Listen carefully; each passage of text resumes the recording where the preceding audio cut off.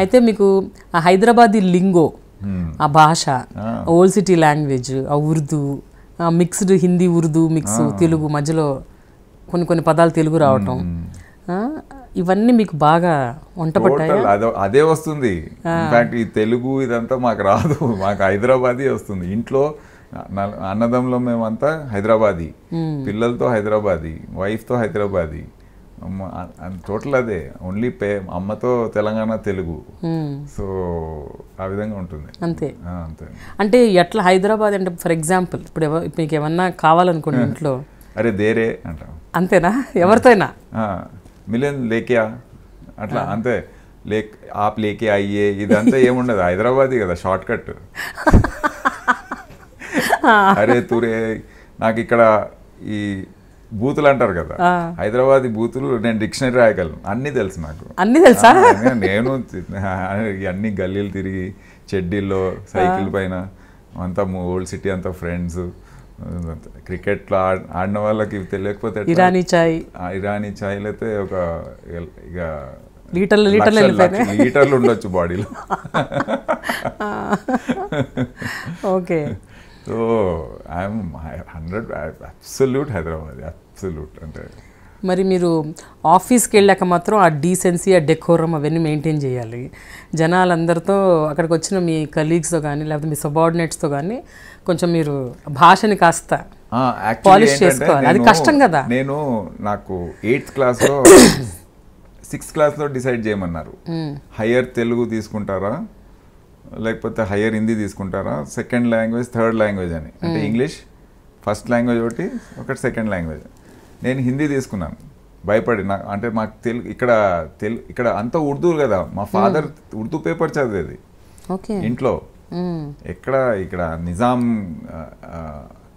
It's state of the Nizam, and ఇక్కడ ఉర్దూ మీడియంలో చదివించేవాళ్ళు స్కూల్స్లో. తెలుగు అనేది at side Madras state. So ఇక్కడ తెలుగుకి ఎక్స్పోజర్ అంత లేదు. సో ఇంట్లో that's why you see the Telangana dialect and all చాలా డిఫరెంట్గా ఉంటుంది. లాట్ ఆఫ్ ఉర్దూ వర్డ్స్ ఉంటాయి దాంట్లో. ఫర్ ఇన్స్టెన్స్ తలుపు మూసేయండి అంటారు, తెలంగాణలో ఏమంటారు? దర్వాజా బంద్ చేయి అంటారు. రెండు కలుపుతారు. దర్వాజా ఇస్ ఉర్దూ, బంద్ అంటే ఉర్దూ, జై అని తెలుగు. అసలు ఈ విధంగా ఉంటుంది. అంటే దాన్ని రౌండ్ ఆఫ్ చేయరు తెలంగాణ భాషలో, కొద్దిగా షార్ట్ కట్గా ఉంటుంది అది. హైదరాబాదీ కూడా అంతే. నేను హిందీ ఫస్ట్ లాంగ్వేజ్ తీసుకోవడంతో నాకు ప్యూర్ హిందీ కూడా వస్తుంది. ఓకే, ఆప్ క్యా చాతే హే ఆ విధంగా కూడా నేను మాట్లాడగలను. నార్త్ ఇండియన్ ఆఫీసర్స్తో నేను ఢిల్లీ వెళ్ళినప్పుడు మినిస్ట్రీస్లో హిందీ మాట్లాడతారు. నా ఎవరు కూడా చెప్పలేరు అంటే ఇతనికి హిందీ రాదని, అంటే ఇతను హైదరాబాద్ నుండి ఎవరు గెస్ట్ చేయలేరు. ఆ విధంగా మాట్లాడగలను. కానీ హైదరాబాదీ రూమ్లోకి వస్తే ఇది వచ్చేస్తుంది మళ్ళీ, అరే క్యా రే తు, క్యా కిత్తే దిన్కే వదారా, కైసా హై తు, ఈ భాష వచ్చేస్తుంది. వాటితో अरे आप इतने दिन के बाद आए हैं, बैठिए चाय पिए, పీ లీజియే ఇదేదంటే వాడు షాక్ అయిపోయి చచ్చిపోతాడు. హైదరాబాద్ అయితే మీ ఫ్రెండ్స్, మీ గ్రూప్ అంతా అలా ఫక్త్ హైదరాబాదీస్ అన్నమాట. అంతే. సో ఆ విధంగా ఉంటుంది. I have to behave like this. అంటే ఇది languages almost 4 languages. Telangana Telugu, Andhra normal Telugu, then normal Hindi, pure Hindi and Hyderabadi Hindi. ఈ 4 లాంగ్వేజెస్ టోటలీ డిఫరెంట్.